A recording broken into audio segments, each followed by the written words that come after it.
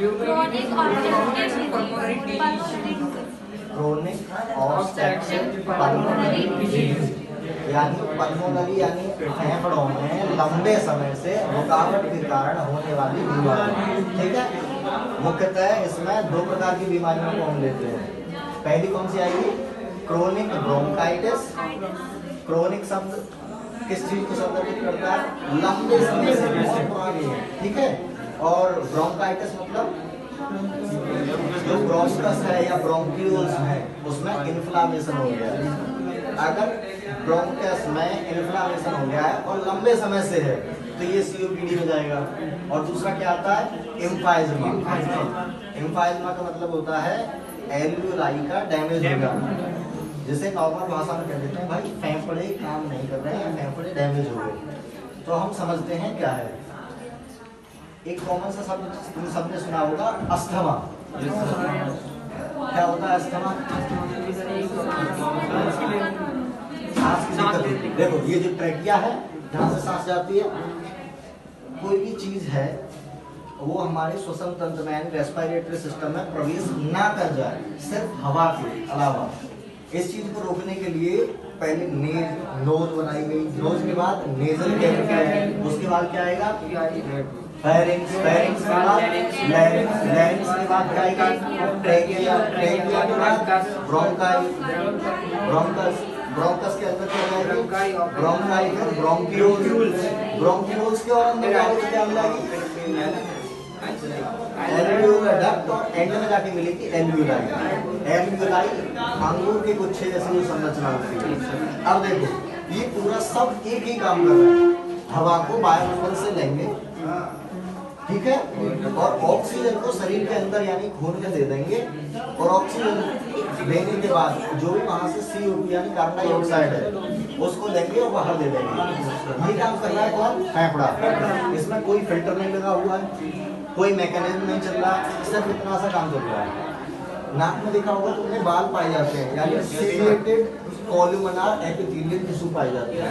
उनका काम सिर्फ और सिर्फ इतना है कि हवा के साथ साथ जो भी धूल के कण विद्यमान है, ठीक है, जिसे प्रदूषण कहते हो, अगर उसमें ड्रॉपलेट्स हैं या कोई बैक्टीरिया वायरस है उसे यहीं रोक लिया जाए, और फिर सीबम सिक्रीट होता है और फिर तुम यहाँ से निकाल के बाहर फेंक देते हो।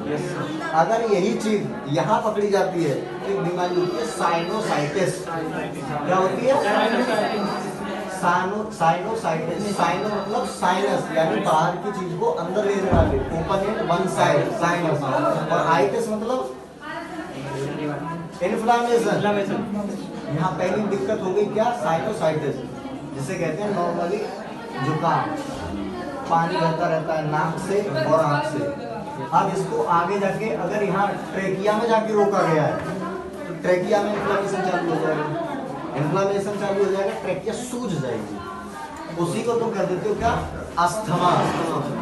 इनहेलर लेते हो, इनहेलर में क्या प्रॉपर्टी होती है? जो भी दवा होती है उस दवा की प्रॉपर्टी होती है एंटी हिस्टामिन,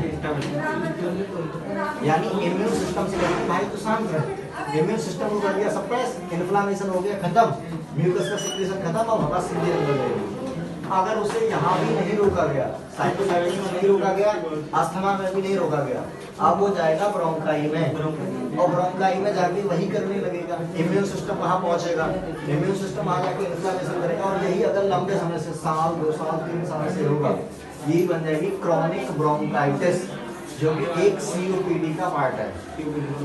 क्या हो जाएगी? Chronic bronchitis. अब COPD में क्रोनिक ब्रोंकाइटिस है, एम्फाइज्मा।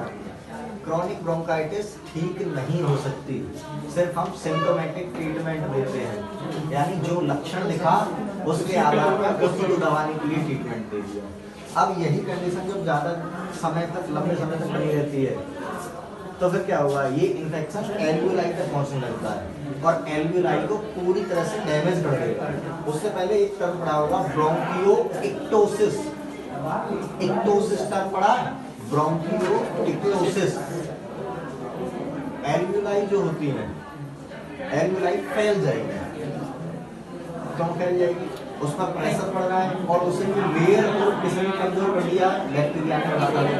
ये एक समय पर कमजोर पड़ेगी, फैलेगी, फिर से बैक्टीरिया पूरा खा जाएगा, मुख्यतः इन्फ्लुएंजा होगा या न्यूमोकोकल होगा, न्यूमोनिया वाला या इन्फ्लुएंजा।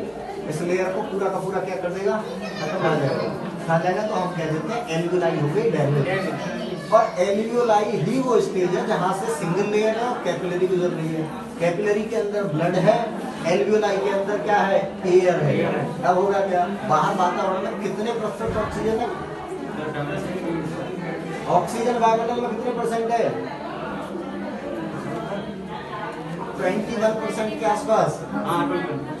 शरीर के अंदर जो ब्लड है, अभी जो नीला वाला खून है, उसमें ऑक्सीजन ज्यादा है या कार्बन डाइऑक्साइड ज्यादा है, क्या ज्यादा है, नीले खून में, यानी डीऑक्सीजनेटेड ब्लड में क्या ज्यादा होता है, कार्बन डाइऑक्साइड ज्यादा होती है।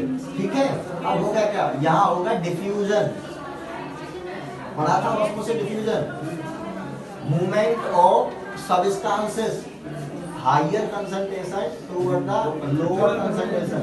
ऑक्सीजन फेफड़ों के पास है, तो ऑक्सीजन कहाँ चली जाएगी, खून में, और खून में कार्बन डाइऑक्साइड थी, कार्बन डाइऑक्साइड फेफड़ों में आ जाएगी। जैसे ही फेफड़ों में आई तो तुम इनहेल कर देते हो, सॉरी एक्सहेल कर देते हो, और सांस को निकाल दिया। जैसे ही निकाल दिया, ब्लड से कार्बन डाइऑक्साइड को तुमने बाहर निकाल दिया, फिर क्या करोगे, वायुमंडल से फिर से तुमने सांस ली।